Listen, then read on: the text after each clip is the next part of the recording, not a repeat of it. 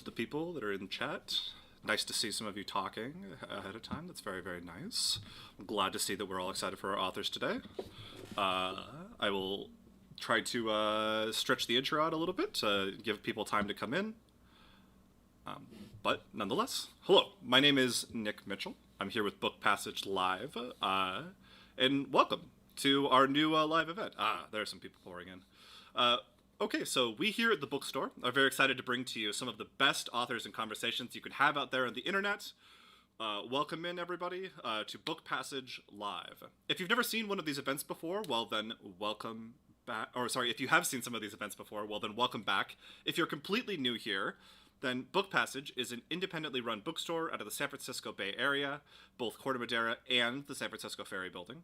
And back when crowds weren't quite so dangerous, we hosted talks just like this one in our stores. As we are now streaming on YouTube, and I think we'll continue to do so in the future, please consider subscribing to our YouTube channel below. It really does help us out and honestly doesn't cost you anything. Additionally, if you'd like to know every single time that we go live, you can click the notification bell just next to it, and it'll let you know whenever we go live here or we post a pre-recorded author interview, as we do every once in a while. If you'd like to just be part of the email notifications here, you can go to bookpassage.com to sign up for the letter. And if you'd like to know whenever we go live or check out our upcoming events, you can go to bookpassage.com/event. I'll be sure to put the link in the chat in just a minute. If you would like to ask any questions for our authors tonight, then you can write that question in the YouTube chat, which is just to the right or just below the screen that you're watching on right now.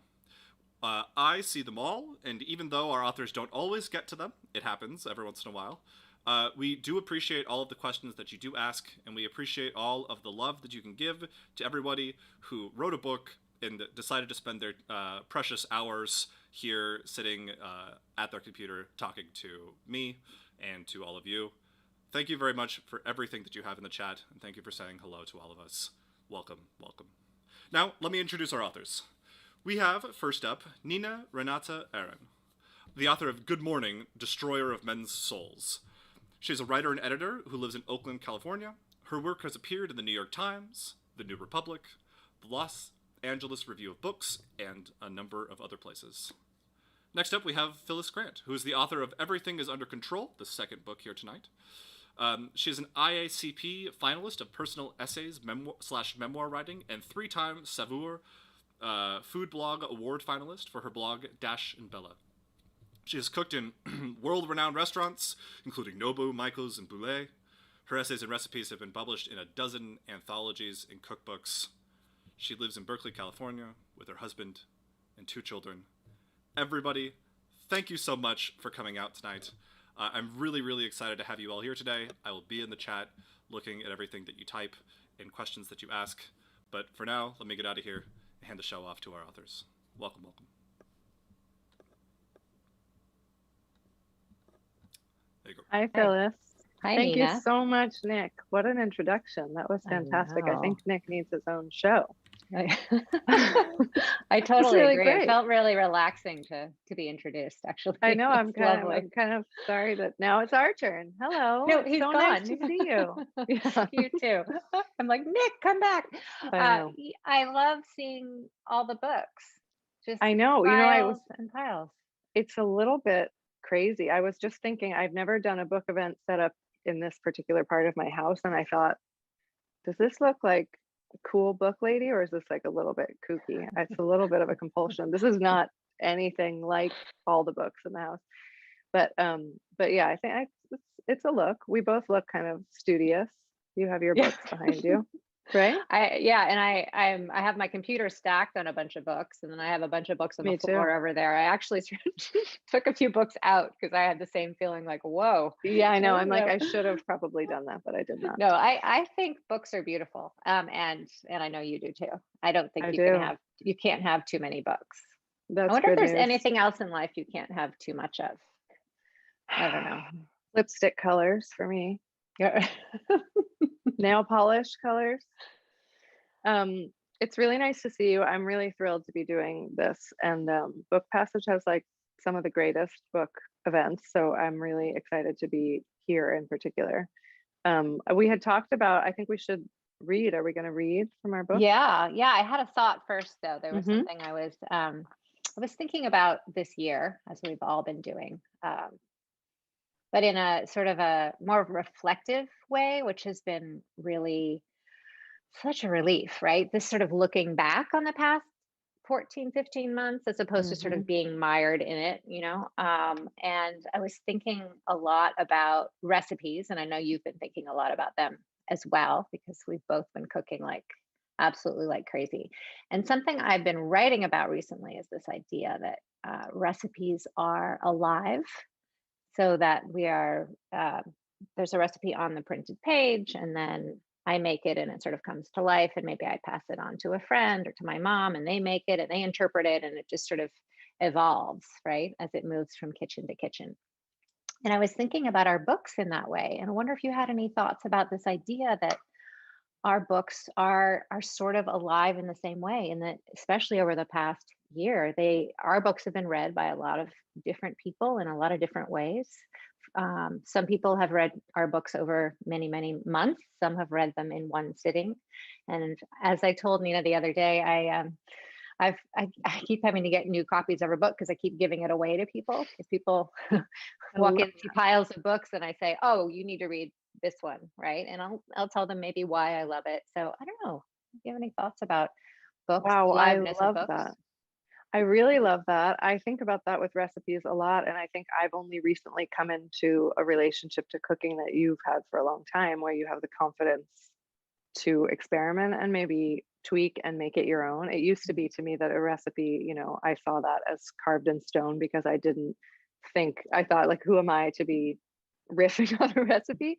And now that I've been cooking more and more, I have so much fun doing that. And I love the idea that as it gets passed, it's sort of amended or changed for a household or season or someone's tastes or allergies or anything. Mhm. But with books, I like that so much. I think they people often liken writing a book as like birthing something, and so many authors say, like, oh, this is my book baby.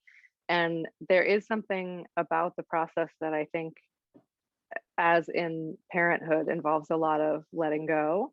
And I love the idea that as we let go of these things, it is like sort of what we're enabling is them to have their own life, as we must with our children. And even if you want to clutch it tight to you, it's sort of like it's Yeah. destined to have its own experience. In the case of my book, because it's about living with people struggling with alcoholism and addiction, some of the people who have written to me about my book have found it in the throes of real personal crisis. And that has felt really special and heavy for me to know that people are reading it as they're experiencing some of the things that I'm describing. So I've definitely had that sense that it is sort of being, they'll tell me that they've passed it to somebody else in recovery, and I've had that. I sort of feel like I can feel its current moving around in the world in a way. And it's one of the best parts of this experience, I think, even though it was kind of hard to let go of. Yeah, I wanted to know about that with you. Letting go of your book, that moment where you decided it's done. Did you have a moment like that, or did someone have to tear it out of your hands? I mean, fortunately, I just had a date in my contract, and I'm such a sort of goody two shoes about deadlines. I just don't like to miss deadlines, and so I knew that there was a deadline and a sort of pencils down moment, and I just sort of stuck to that. But I definitely understand now. I've heard writers say that somebody needs to take it away from you because you could keep working on it forever. And I don't think Yeah. that it necessarily gets better. I think sometimes things become kind of overwrought if we insist on staying and like molding them and editing them over and over again. But I mean, I have a question for you about that, because I know that you worked with some of the material in your book for a long time, and I wonder if you see it as that you were writing this book for a long time, or were you simply writing? And at what point did you know that you had a book here? Or like, when did you sort of dare to say, I think this is a book? Or was it always a book? It wasn't a book. Well, yeah, I worked on it for 7 years, pretty much, a little bit every day. And I guess I would say, I thought it was a book, but I didn't like it, if that makes sense. So, Yeah, it so definitely makes sense to me. I had written it and it was really long, and overwrought was the perfect word. And so for me, it was a matter of paring it down. Hmm. And that took a few years. And I did, with every sentence, every moment in my book, I would know when it was done. I would know when it was pared down enough. So that was incredibly satisfying. It was like to remove all the over sentimentality, and it was just too much about food and what I'm smelling and what I'm feeling, and marking those big milestones in my life and describing everything we were eating and everything we were doing. It was just so ridiculous, way too much. And I love using the example of the marriage, when I married my husband, in the book, because it's two sentences and it's about our kiss. I lift up onto my tippy toes, my bare feet, and I kiss him with tongue. And then I always have to add that detail because it used to be with hella tongue. And my freelance editor who I hired was like, get rid of the hella, but with tongue, yeah. Cali And girl. then yes, exactly. Yeah. And the second sentence is about the fact that we ate 12 cakes. But so that the marriage section was pages and pages, but it became those two sentences, and it feels so right because I like to talk about it like those are the moments that rise to the surface. When I think about that day, I think about my bare feet, and I think about the kiss, and I think about the cakes.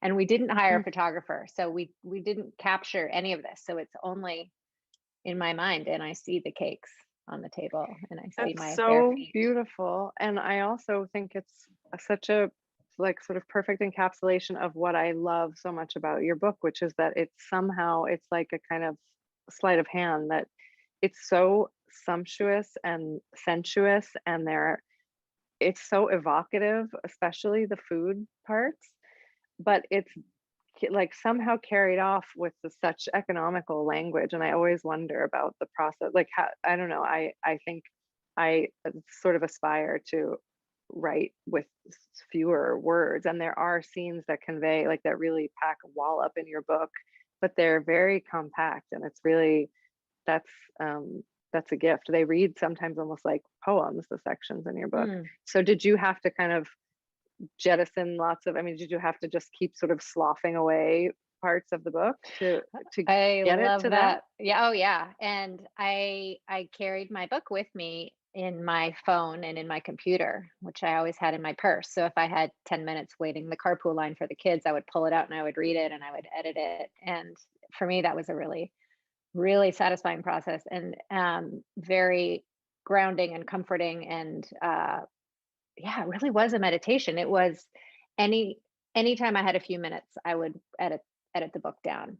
And it was an escape working on the book as opposed to a burden, if that makes sense. Yeah, So totally. I just would, yeah, I would trying to get to the essence is what I didn't realize it at the time, but now that when I talk about the book and when I reread it, I realize that I was making it more universal, and that's Hmm. why, much like you've experienced, a lot of people have reached out, especially women who've gone through postpartum depression, postpartum psychosis.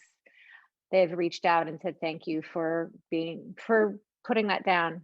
Thank you for letting me read that. Thank you for normalizing Yes. what I went through, because it's those words are scary. Yeah. It's scary to say them, and in some ways, it's even scarier to write them and put them out in the world. But uh, And so have you had any, people often ask me like how people in my life and how the sort of world at large has responded to my book. And I mean, it sounds to me from what you just said, like it's been mostly positive and people have really connected to it. But have you had to deal with like any judgment or pushback for having shared something so personal? mm, I haven't.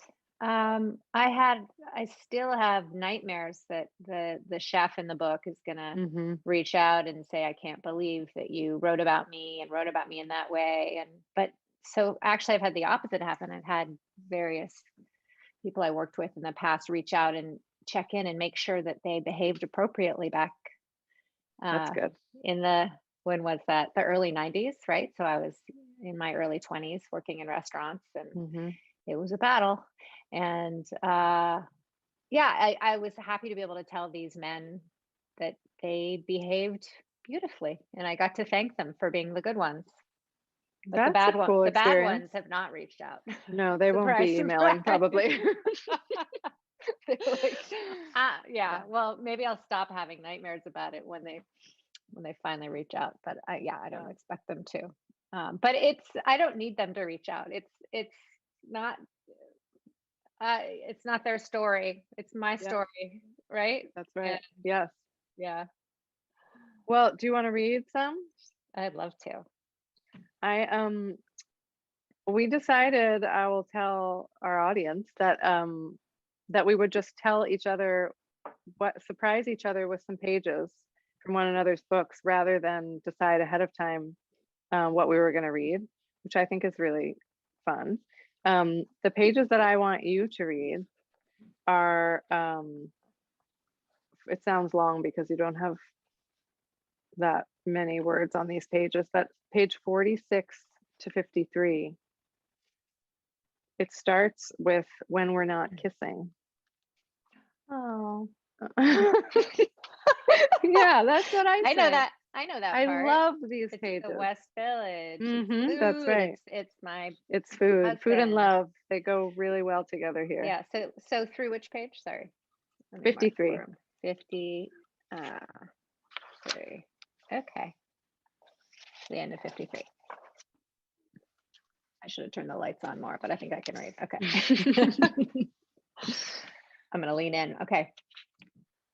When we're not kissing, Em and I talk about food. We walk around the West Village and peek into the French bistros we can't afford. We wait in line on the Upper West Side for over an hour to eat apple pancakes, buttermilk waffles with bacon, paprika home fries, and cream biscuits with strawberry butter. We spend a week's worth of food money on a dozen ravioli filled with butternut squash and sage. We carefully boil the precious pillows and then drown them in garlicky tomato sauce. I can't get through the Juilliard lobby fast enough. I wait for the elevator with musicians, their instruments glued to their bodies. I throw the New York Times and a pack of Marlboro Lights down on my favorite corner table in the cafeteria and pull out the crisp food section. I don't want to read it yet because then it will be gone and I'll have to wait for another week. I eat the streusel top off my enormous blueberry muffin and sip my light coffee. I look out at the yellow cab blur at the intersection of 66th and Broadway. The morning light makes me hopeful. I finally let myself open the food section and flip through until I find the latest restaurant review.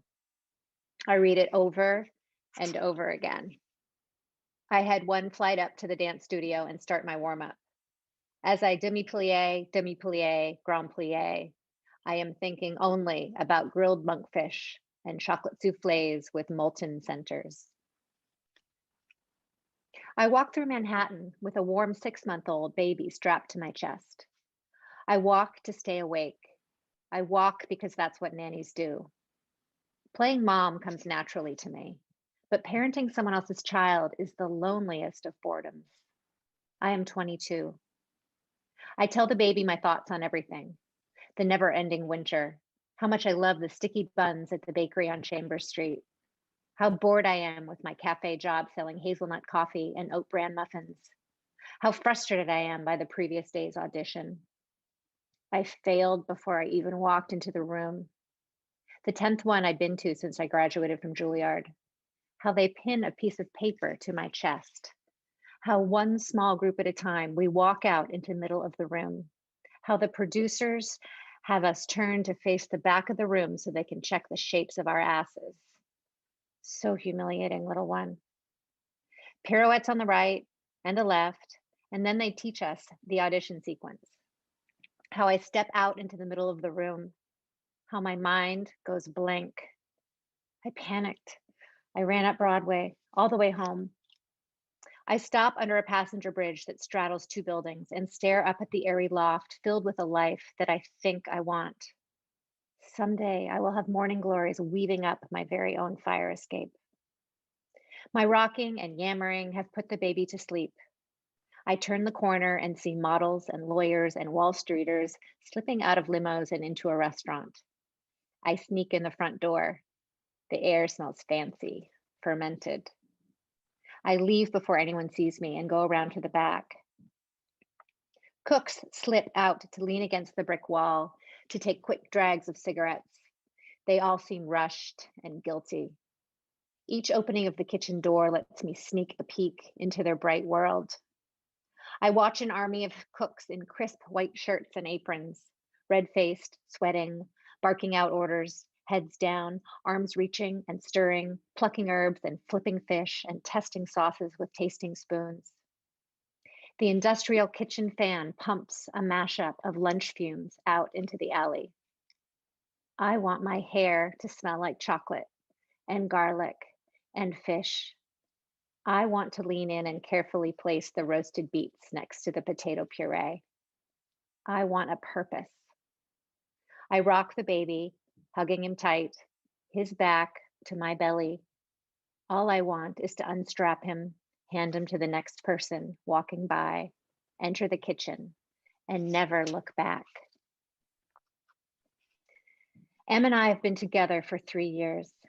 For my 23rd birthday, we indulge in a 4-hour restaurant marathon of bologna oysters, rabbit, pigeon and foie gras wrapped in Savoy cabbage, quince puree, eggplant and goat cheese terrine, wild striped bass, monkfish, lobster with vanilla bean, sweetbreads, snippy discussions about the actress who keeps leaving M poems on the drama board, venison, potato puree, creme fraiche, balsamic reduction, quark and chocolate and passion fruit souffles, a solo walk around the block, creme brulee, angry tears, pine nut tarts, Concord grape and chocolate sorbet, hand holding, prune armagnac and vanilla bean ice creams, the tracing of M's lifeline on his palm, 3 tiers of petit four, homemade chocolates, more tears, sauterne, a staggering bill. We cab home. I try to kiss M. He says he might throw up on me. He is so full. I am so altered. M guides my body down until the back of my head rests in his lap. I bend my knees and tuck my feet under me. Midtown flashes by. He gently drags his fingers through my hair. I tell him I want to be a chef.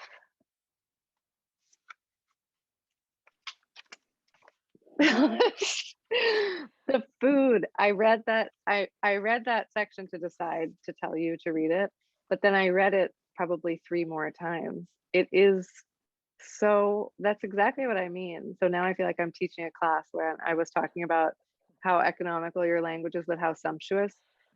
I mean, a lifetime is contained in those pages of tastes and flavors. It's so beautiful. And that actually made me think of another question I wanted to ask you, which was, I mean, obviously the sort of your life and your like sort of love of food, lust for food is obviously informs this book so much. But I also wonder if there are particular food writers that you've been influenced by, and if you read food writing, or if this kind of, I mean, I know you do some, but did this sort of flow naturally because food is just sort of organically at the center of your life now, or have you been inspired by particular food writers? I haven't really read that many food writers. Over the past decade, I've read a lot of poetry, Yeah. and not only read poetry, but also typed it up and shared it with friends and reread it. Sort of like I was feeling today when I was rereading your book. I mean, how you get something different every single time you read it, depending on the time of day, the temperature in the room, your mood, right? It makes you think of something. Mm-hmm. It brings back a memory, or it inspires writing right away. I mean, I found that poetry was a great way to spark writing for me, especially when I had such a limited amount of time to write during the Yeah. day with two young kids. And but so I would say a lot of poetry, but now I've been reading a lot of food writers, and I grabbed a few to show you. This one I just started. You have it right there. I feel like everyone has this book. I started it, and it's devastating. It's hard to read. It's Yeah. beautifully written, but Yeah. I'm going slowly. This is one of my favorite books of the past year. I Lady of just got Perpetual that Hunger. because I knew that you loved it, and it Well, you looks can so see all beautiful. the post-its Yeah. because Yeah. I did an event with Lisa, and this one I read a few years ago, Burn the Place. I loved that. I read that. Yeah.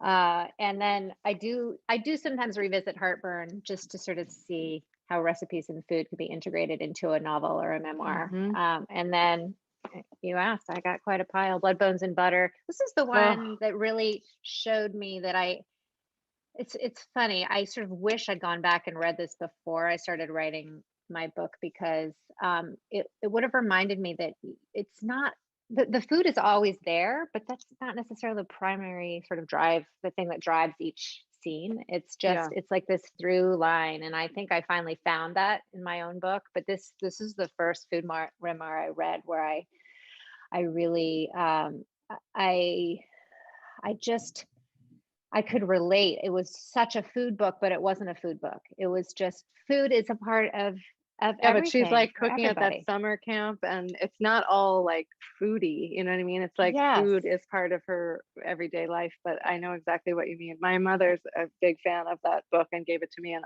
it's one of my favorite memoirs. It's so beautiful. It's so beautiful. And the opening, it's just it's also so devastating because I think her parents, I haven't read it in a while, but her parents aren't getting along. And it's just like the cooking, but cooking with anger. And Mhm. a lot of what I've written about is cooking. Yes, when I've been emotional, when I've been angry, when I've been depressed, and how it has helped me. It's transformational, or it's grounding. So anyway, those are books that I read and reread over the past few years. But that when I first started doing some memoir writing, I listened a lot to David Rakoff read his essays about New York. Mhm. And that I read them, and then I listened to them over and over again in the car, just sort of on repeat. And I also listened to Caitlin Moran. Have you read Mhm. any of her work? Mhm. So Mm-mm. No, I know who she is, but I haven't read How her. to Be a Woman. The Uh-huh. birth section in there is what allowed me to write my two birth sections in my book. It's well, it's a lot of what's in your book. It's like it's the beauty and the horror and the mundanity, if you say that word that way, Mhm. all tangled, Well, up in each sentence. that's another part of your book that I really love, and that if we have time, I might make you read some from that part of your book about birth and also becoming a doula. Well, yeah, I would love to read that at some point. But I just wanted to go back for a second and say thank you for choosing that section and choosing for where it started and where it ended. It feels it's very much that time in my life, and Mm, where I sort of whoop, I hate the word we're talking about this, the word pivot, but it was just this pivotal yeah, moment where I was like, damn, I got to try this out, and it just about killed me working in restaurants. But I sort of reading that section sort of reminded me of what it felt like to have that clarity yes, and of that focus and flame, determination. yeah, that passion Yeah, sort of lights there. I love it. exactly. Thank you. Well, I would love for you to read page 219. And Okay, this is I'm a I'm not funny game. sure. I'm like 219. I don't know what's gonna be there. I Let's know. see. Well, here, let me just make sure I'm pointing you to the right. Okay. So the reason, well, as you know, I've read your book so many times, and we've talked about your book a lot. And Hmm. what I'm I've learned a lot from this book. The beautiful writing aside, I mean, because it is from beginning to end. Thank you. Like this is a book that trust me, everybody, if you haven't read this book, sentence 2, you're in. Thank you. And that doesn't always happen. Sometimes it's like maybe page 2, maybe chapter 2. Sometimes it's work Yeah. to get into a book, and it's work that's important to do. You don't have to work with your book, Nina. Thank you. So I'm going all over the place, but going back to page 219 and why I chose it is it made me think about you talk about addiction here, and where I'd love for you to start is partway down the page. Opiates really are the great flattener, and then we can talk about it after, and I can sort of express what it taught me.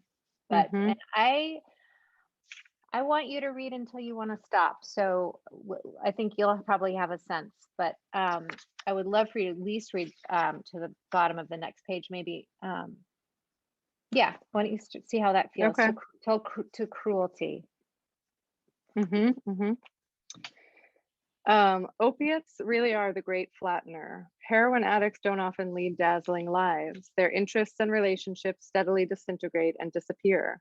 But representations of addiction are so flattened that addicts scarcely seem like people. I think we tell that story simply in order to continue to stigmatize and criminalize drug use, and in order to keep the addict in the realm of the non-human.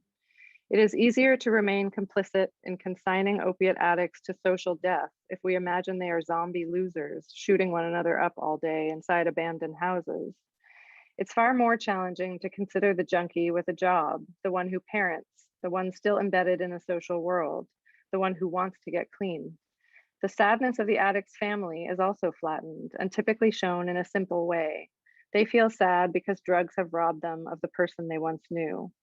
The letters read by tearful loved ones on the TV show Intervention are the familiar template. Dear addiction, you have stolen the special person I used to know.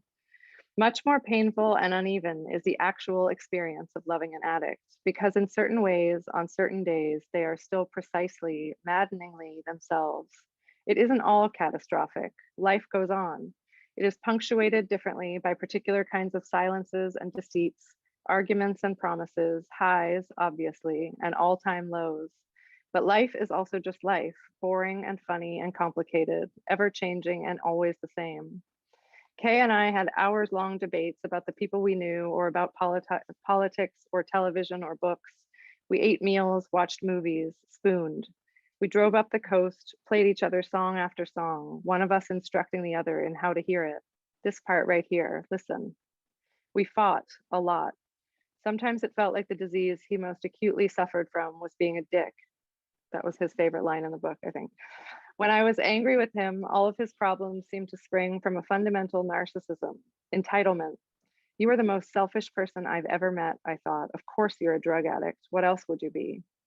Other times I saw it clinically. I loved a man with a fatal disease. It was eminently medical, physical, arbitrary, tragic. He could see it that way too, particularly as it began to close in on him. The times we sat in the emergency room waiting for some poor early morning nurse to lance and disinfect his pus-filled abscesses. The times he said he was ready to get better, but we called every rehab and couldn't find a bed. People he knew kept dying. This thing is going to kill me, Kay said once, lying in my arms, and it all seemed as straightforward, as terminal as a malignant tumor. Sometimes I wished it was cancer, something plainly unfortunate and irreproachable, a proper illness, which might introduce a clarifying mood, might make us want to appreciate the abundance around us, the richness of our own love, something that would make us want to plant a garden, that would allow me to say to my friends something as simple as the cancer's back, and suddenly open the doorway to their solicitous understanding, their casseroles.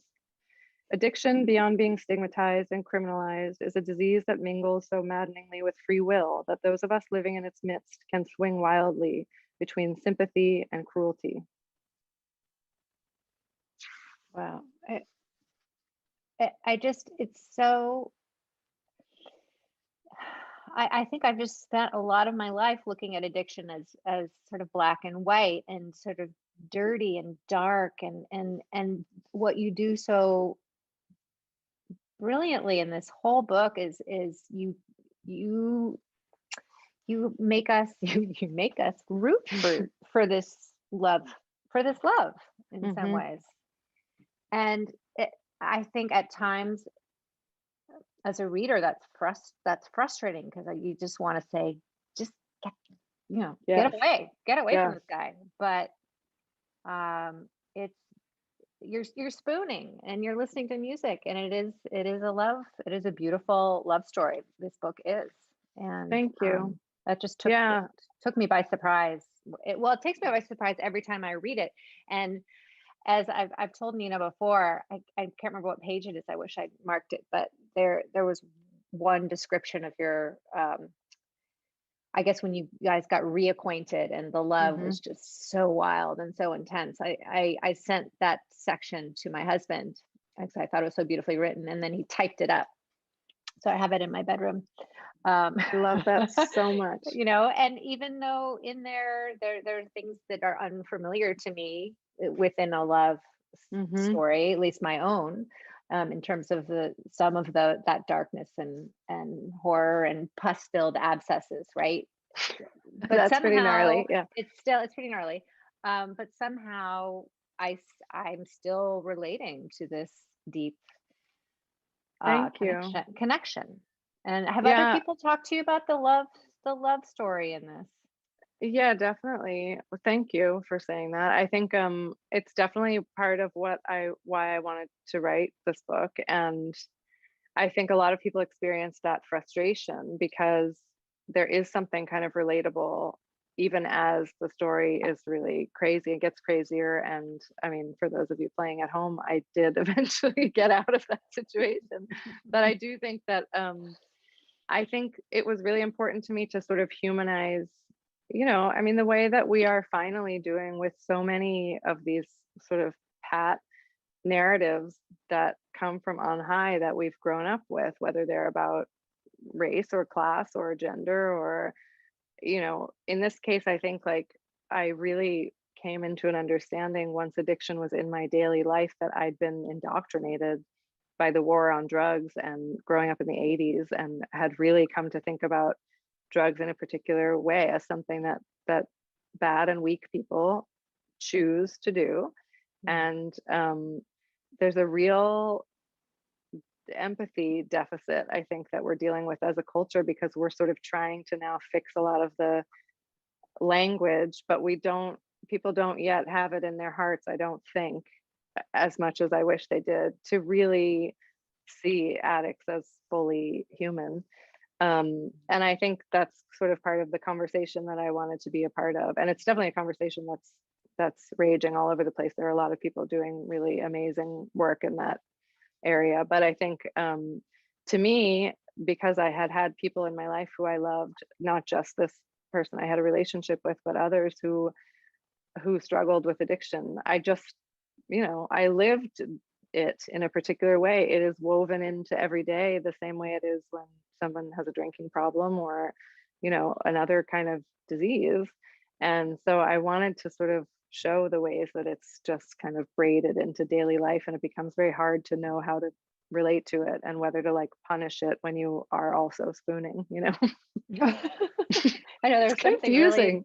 jarring about that word, the Yeah, well, spooning. there was like a lot, there was a lot of kind of uncertainty and violence and craziness in that relationship, and also Mhm. incredible tenderness of a sort that I hadn't been shown before.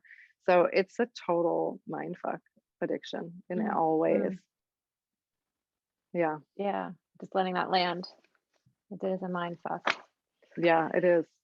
I saw I that one of the, sorry to Oh interrupt, yeah, I yeah. saw that Please one of the speak. questions we had in the chat was, could you share your experience living with an addict? And I think that some of that, what I just read Maybe and captured shared it. did, but there is there is plenty more of the texture of that daily life in the book.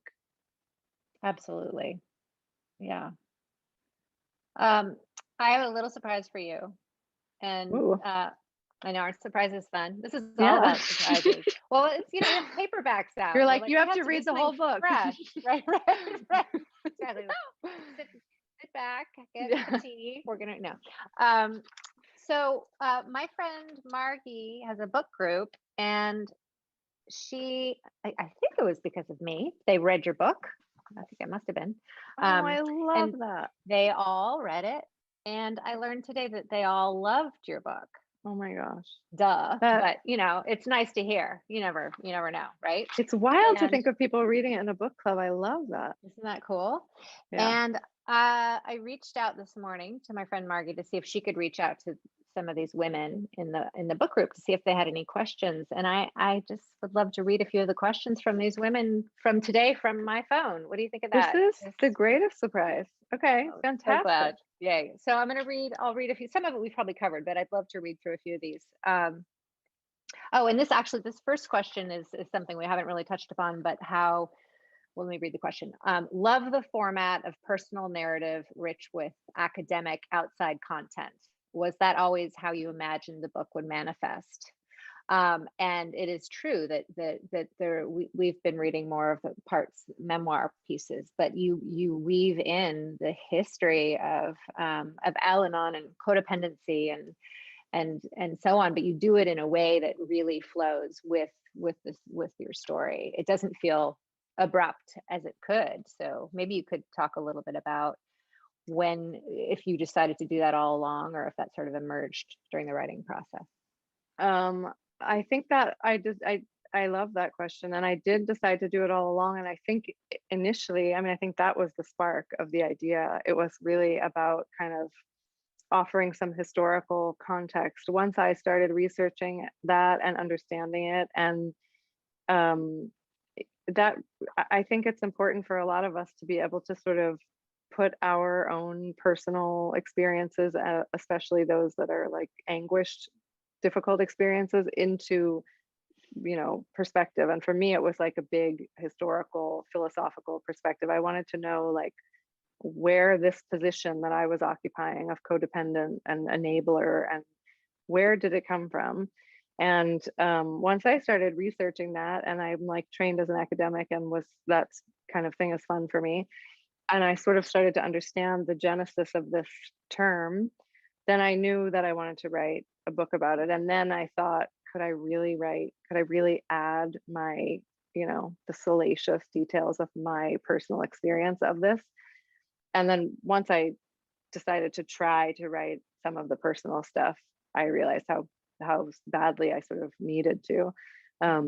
And that's another question I'd love to ask you. I'm really interested in whether this kind of writing is cathartic for people, and whether it should be. And people always ask that, like, was it healing? In my case, I think I did really need to sort of let it all out in that kind of fevered personal mode.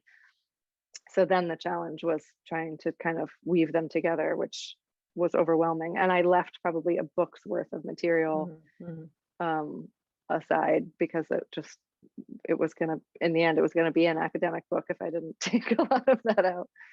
Well, it is really challenging to weave things like that together, that are they're fundamentally, they're not different. They're of a piece, right? But just your voice. I mean, what you managed to do is you bring us, as I said, the first two sentences of your book were on board, right? And you bring us through the academic aspects as well, and that's really hard to do. And the challenge I had with my book was it actually ended up being a little bit different, because I had a bunch of recipes, and I spent years trying to weave them throughout the book, but it never worked. It always felt abrupt. And Yeah. even though they're much like your book, they're integral. The recipes are integral to my story, because my recipes are more like templates. It's really what I've been cooking for my entire life. But I never found a way to, fit those puzzle pieces together. So I put the recipes at the end. Yeah. I know. Well, it's like they are of a piece, but there are these different registers, and it is hard to know how to fit them together, and whether, whether you're then telling one story or like pulling somebody out of the story to like bake cookies or something, and whether you want to do that. To bake cookies. Exactly. That's hard.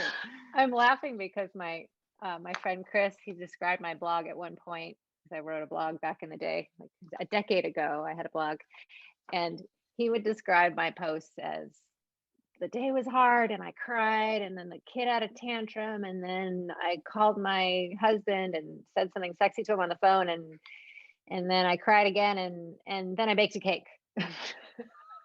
So there was this whole thing, and then it's like, and then I made a pie. But it's always, it does.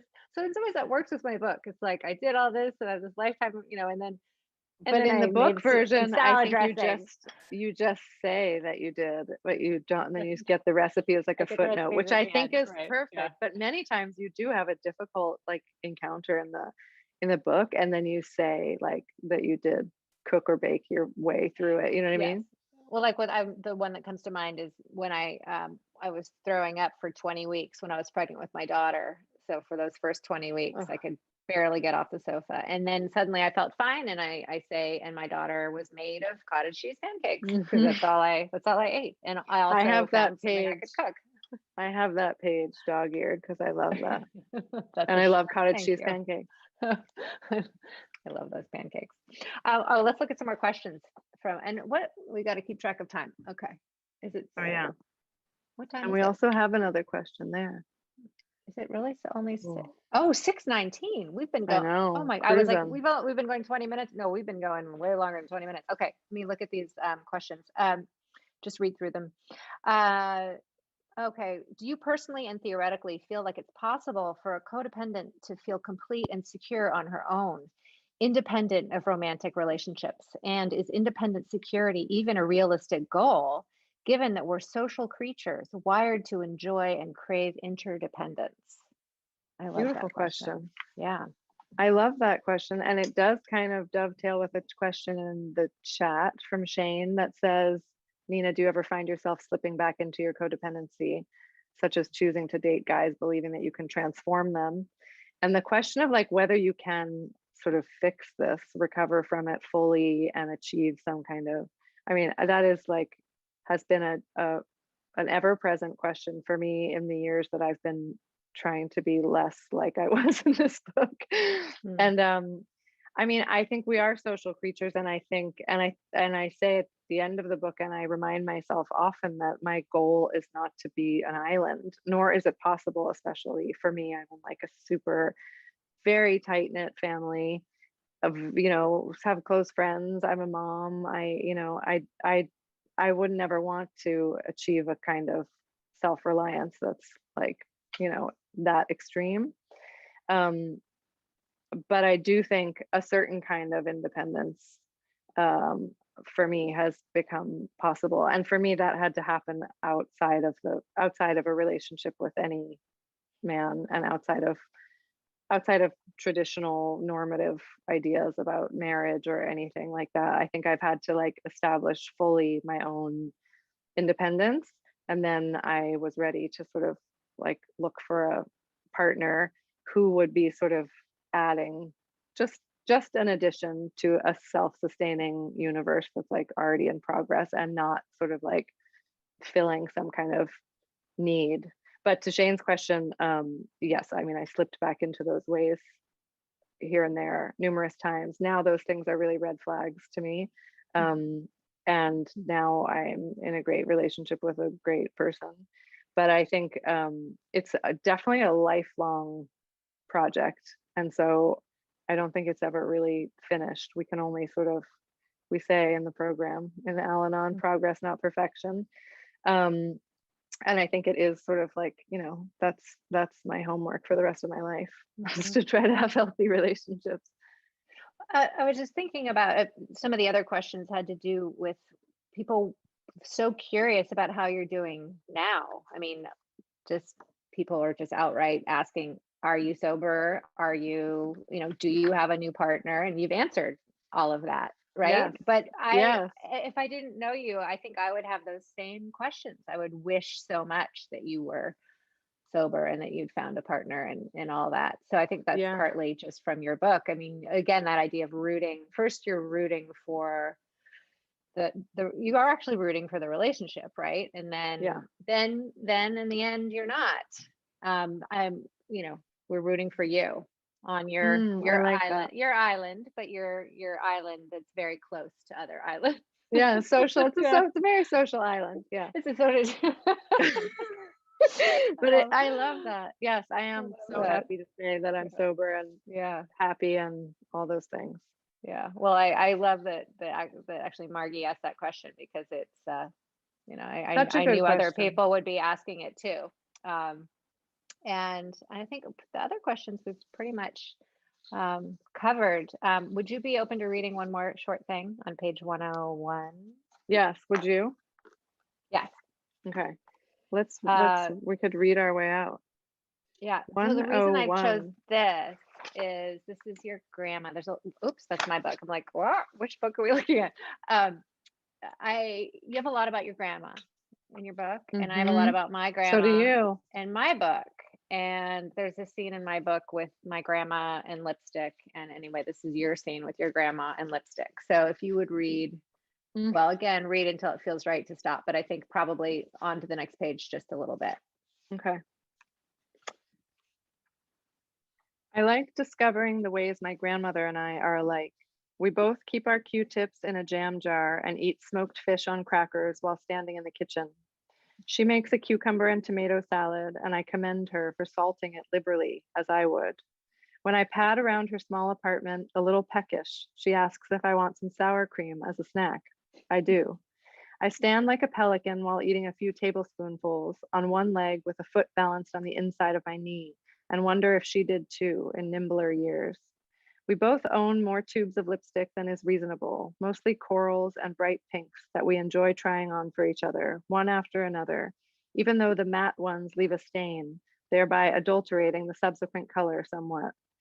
We acknowledge even this to each other. Here's this pink, but this isn't really what it looks like. There's still some of the other one underneath. Still, she exclaims, gorgeous. She likes mine so much, I leave all but two behind for her, replacing her Revlon with Chanel, CoverGirl with Givenchy. On the second morning of my visit, she lingers in the doorway of her geriatric bathroom with its bright red emergency switch beside the toilet and watches me apply winged liquid eyeliner. She can't wear it anymore because of Graves' disease, which has made her eyes more bulbous and sensitive, but around me, she enjoys remembering a more chic iteration of herself. I never left the house without eye makeup, she says. Not one day in my life. I would die before I do that. Me too, I laugh. There is such comfort in these odd inheritances. The pleasure of continuity, maybe, or a connection to an era it's easy to think was much cooler than this one. And I love that you showed up with wearing lipstick today and winged eyeliner that you probably can't see. I can't see with the glasses, but it's funny to read that. That's so that is so her. She was really glamorous. She's still with us at 98. Amazing. Wow. Well, my grandma died about 5 years ago, but your description of the way you stood like a pelican, and then how you're thinking, wondering if she stood that way. My grandma always used to do this thing where she would sit on the sofa on her hip and like tuck her, I can't do it, but tuck her feet under her. And she just looked, and she always had a cigarette, of course. And she looked so elegant, and she always had her lipstick. I've never been able to wear lipstick, but anyway, it just brought back my grandmother reading about I really yours. love the grandmother parts of your book too. And I love there's a moment when your grandmother says, I miss all of your noise, right? Talking about like the sort of hubbub of the family life. I love that. I was going to ask you if you would read from page 126, which starts with, we sleep through the night enough times. Okay. Where should I read? Should I read? You could also, I was going to say to read to 131, which is through the doula part, but you read as much as you want. Okay. These are short pages. Okay. And we're at 6:27, keeping track of the time. Okay. Yeah. We sleep through the night enough times. I kiss her fingertips enough times. She one arm commando scooches on her belly from the kitchen to the living room to the bedroom enough times. I start leaving her in the living room, walking around the corner to make coffee, believing that she will be alive when I return. I teach yoga. I cross the street. Cakes rise. We cover the living room floor with a tarp, strap her into her Graco Deluxe yellow and turquoise picnic patterned high chair, and opened a dozen jars of baby food. I watch her taste. I watch her smile. I watch her taste some more. She doesn't need me. I start to fall head over heels. We moved to Berkeley in the condo above my grandmother Phyllis. We worry a lot about how noisy we are. The barking dog, our toddler's tantrums, our fights, my occasional throwing of a plate or a book or a clog. Every single episode of 6 Feet Under. If I hear a baby screaming in a restaurant, I have to leave the room to shake the sadness out of my body, to blot the milk that flows from my breasts. Em and I start talking about having another baby. I get certified as a birth doula. It's strategic. Maybe by helping other women, I can have an easier experience the second time around. Maybe I can change the way my own body works by watching others. I hold laboring women in cars and beds and on bathroom floors. I massage their third eyes, swollen ankles, sacra. I hold their sisters and mothers and partners. I bring them ice chips and granola bars. I help them remember their birth plans. I help them let go of their birth plans. Drugs, no drugs.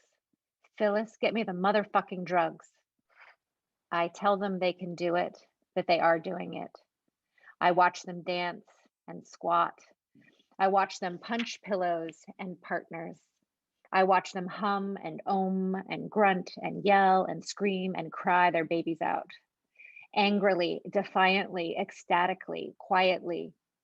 I tell them that softening the jaw can help release the pelvic floor.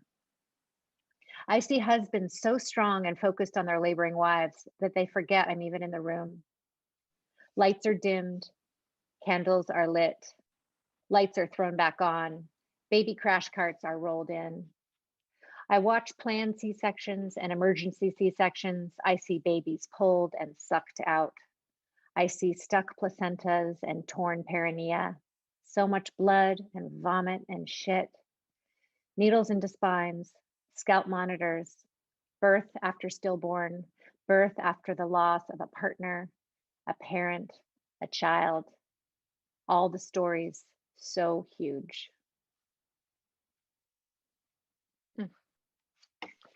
I love that so much. What a great note to end on. Thank you, Nina. Hey, Nick. Hi, Nick. Hello. If that is quite the note to end on. Mm-hmm. Thank you to the both of you for coming out tonight. Thank you so much. Thanks. Yeah. To everybody in the chat right now, thank you for typing. Thank you for the people that did have questions, or for the people that just wanted to say hello from wherever you're from.